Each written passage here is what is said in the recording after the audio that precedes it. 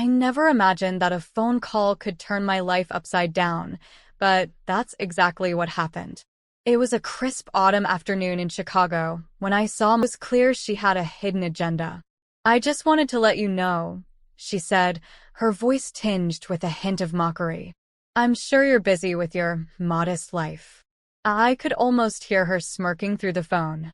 Her words stung, but I tried not to let it show. "Thank you for letting me know. I'll make arrangements to come." It wasn't just her words that stung, it was the memories they dredged up. Growing up, Isabella was always the golden child. She had our father's favor and a certain charm that seemed to make everything fall into place for her. As for me, I was often left in the shadow. Even though I tried my best to excel, my efforts seemed to be overlooked. Isabella and I hadn't spoken much in years. After she had stolen David from me, I had cut ties with her and, by extension, with the rest of my family. It wasn't just about the betrayal, it was about how it highlighted the unequal treatment I had always felt. David Parker had been my fiancé. He was the love of my life, and we had a future planned together. That was until Isabella, with her manipulative charm, came into the picture. David had left me for her, and I had been devastated. It wasn't just a broken relationship, it was a betrayal that left scars. Our family had always been fractured. Our father, stern and unyielding, had favored Isabella for her resemblance to him. My mother, although caring, was often caught in the middle. She tried to show support, but it was clear that Isabella had always been the preferred child. I had chosen a different path after the breakup. I left my job as a school administrator to focus on raising my daughter, Lily.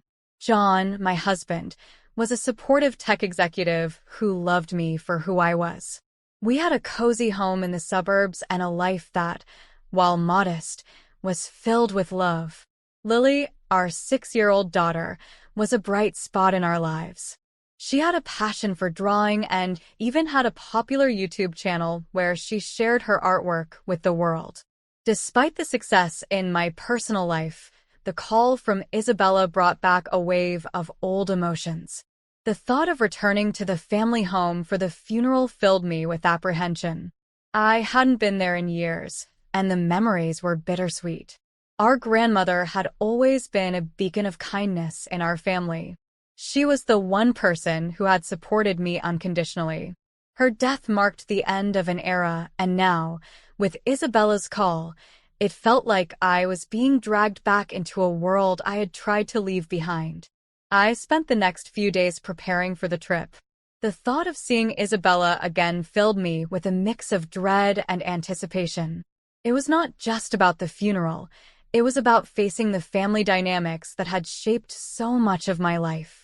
I couldn't shake the feeling that there was more to Isabella's call than just the announcement of our grandmother's passing. When the day of the funeral arrived, I found myself standing in front of the old family home. The house looked exactly as I remembered it, unchanged and yet somehow different. It was as if the walls held the echoes of our childhood, the echoes of laughter and fights, of dreams and disappointments. Inside, the atmosphere was heavy with grief and nostalgia. I saw familiar faces, some filled with sorrow and others marked by hidden agendas. As I moved through the crowd, I caught sight of Isabella, her eyes scanning the room with a practiced indifference. She was surrounded by people who seemed to hang on her every word, her charm as potent as ever. I watched her with a sense of unease. Despite the years and the distance, it felt like we were still locked in the same old struggle. Isabella's presence was a stark reminder of the family dynamics that had always been a part of my life. In the middle of the ceremony, as the eulogies were being delivered, Isabella managed to corner me. "Samantha," she said with a smile that didn't reach her eyes, "it's been a while."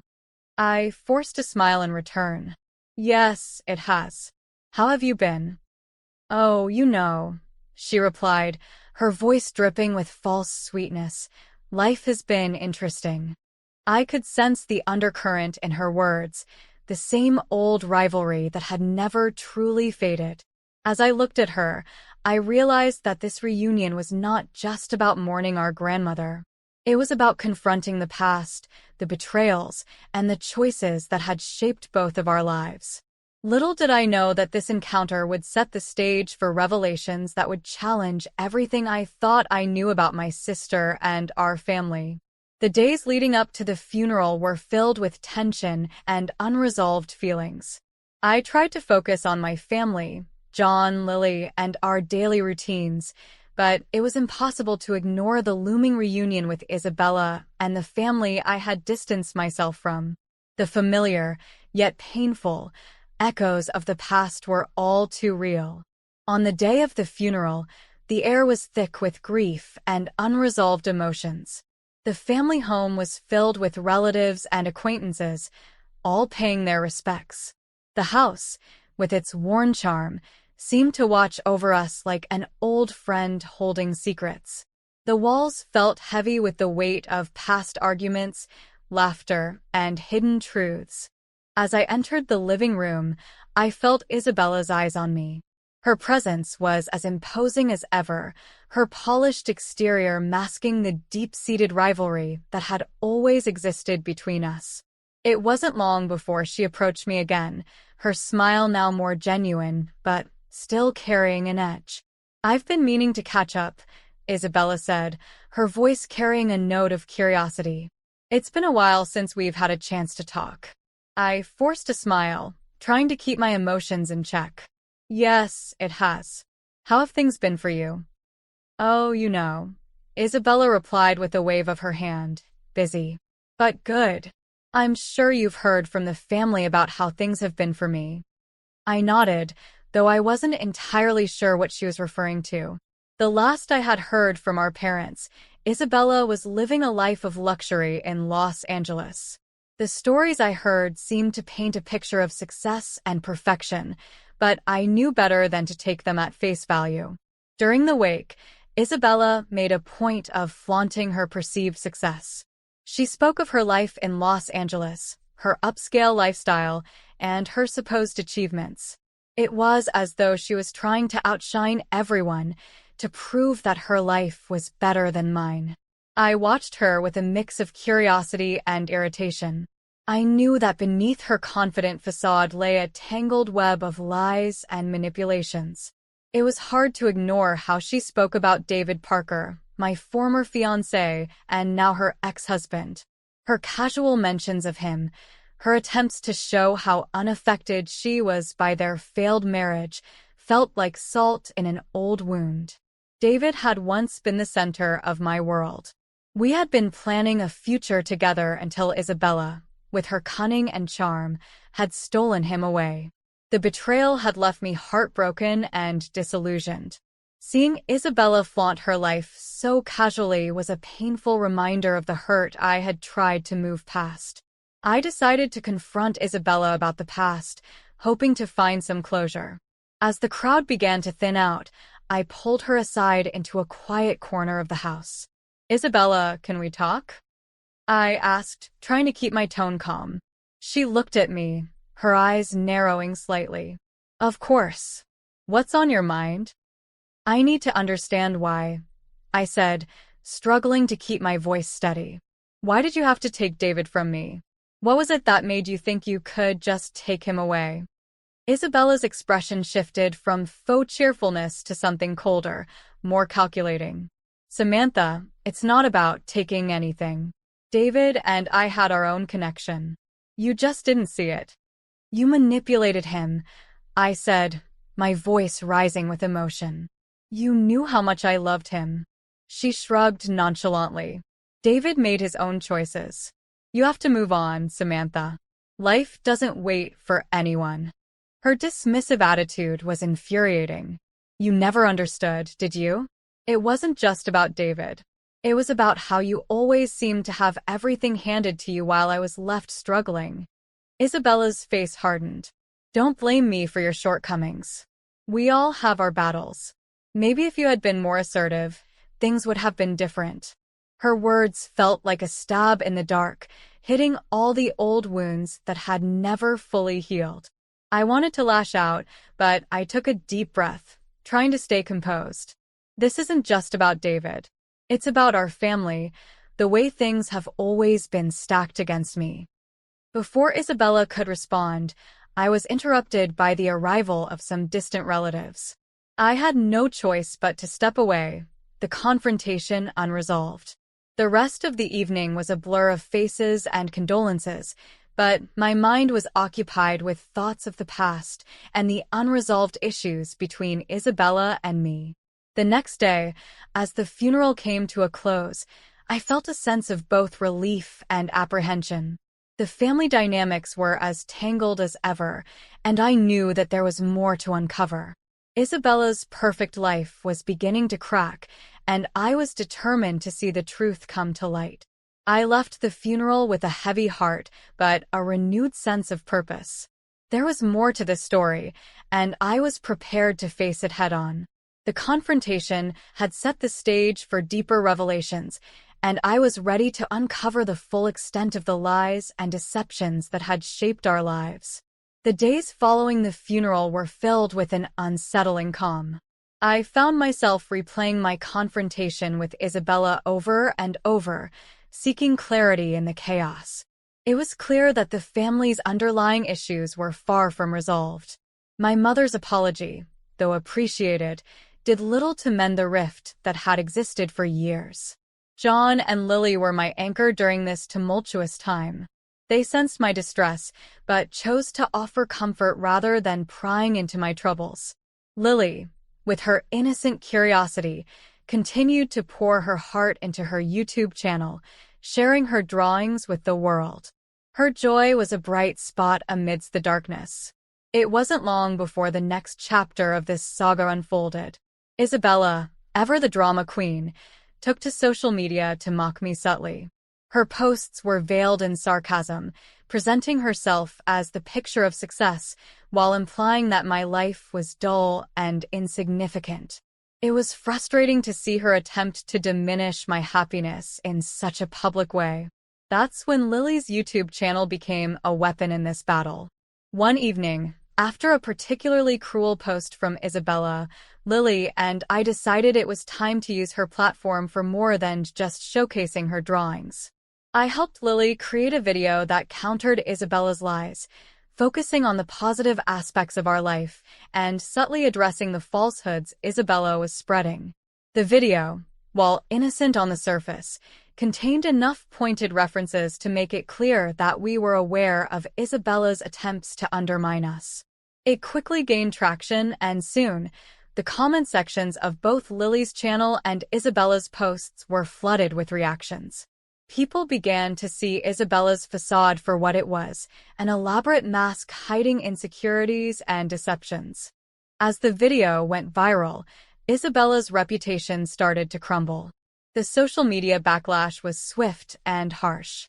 Comments pointed out the discrepancies in her stories and questioned her integrity.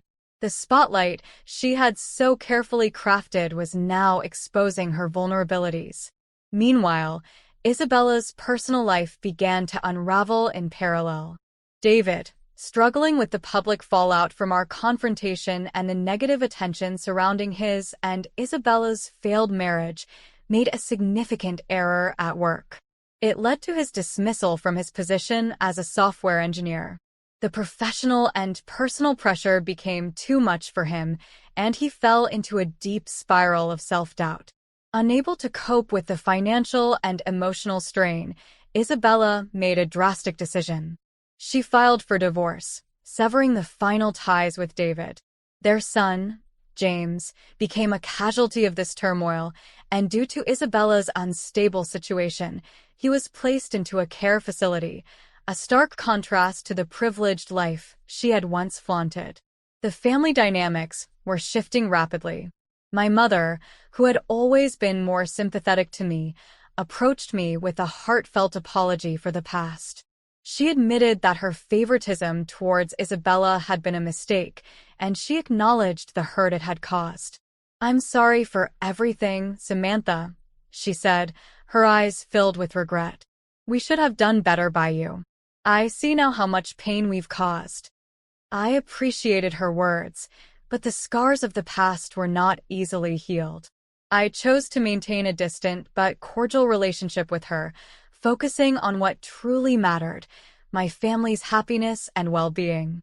In the midst of these revelations, John and I decided to take a break from the chaos. We planned a joyful outing to an amusement park, a chance for Lily to enjoy herself and for us to reconnect as a family. It was a reminder of the simple joys and the love we shared. The trip was everything we needed, a day filled with laughter and bonding. It reinforced the strength of our family and highlighted the content life we had built together. It was a much-needed respite from the drama, and it reminded me of the importance of moving forward with love and support. As we enjoyed the day, I realized that while the past had its shadows, the future held the promise of light. With Isabella's downfall and the family's apologies, I felt a sense of closure. The journey was far from over, but for now, I could focus on cherishing the present and looking forward to a brighter future. The weeks after our trip to the amusement park brought a profound sense of calm. My life, once shaken by familial discord, was finding its equilibrium again.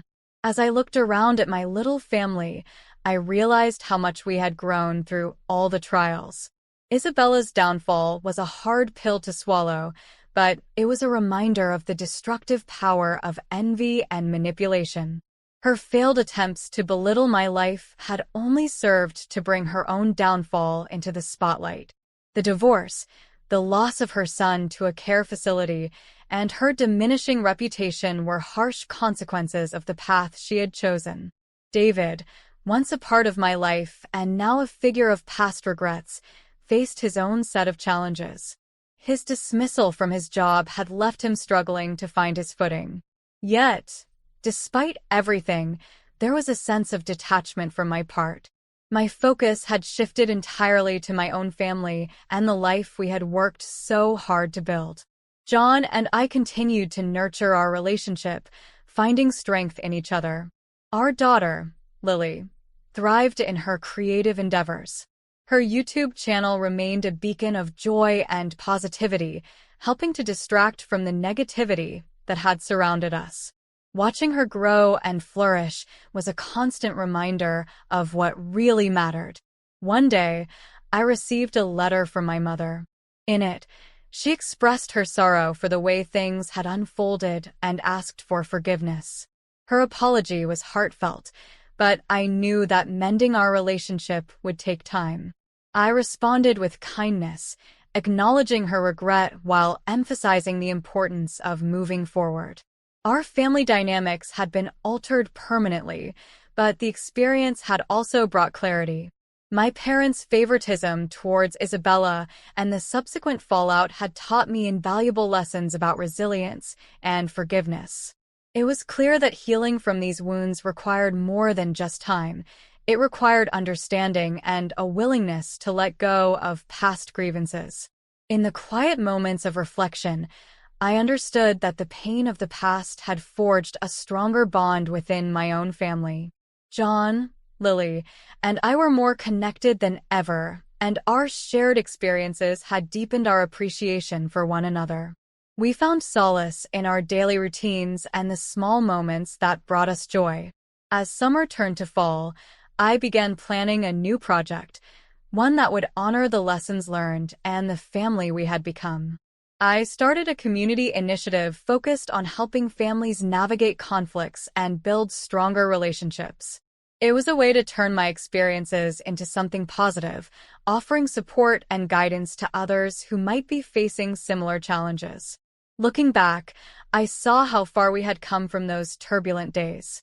The confrontation at our grandmother's funeral, the subsequent revelations, and the social media battles had all led to a profound transformation.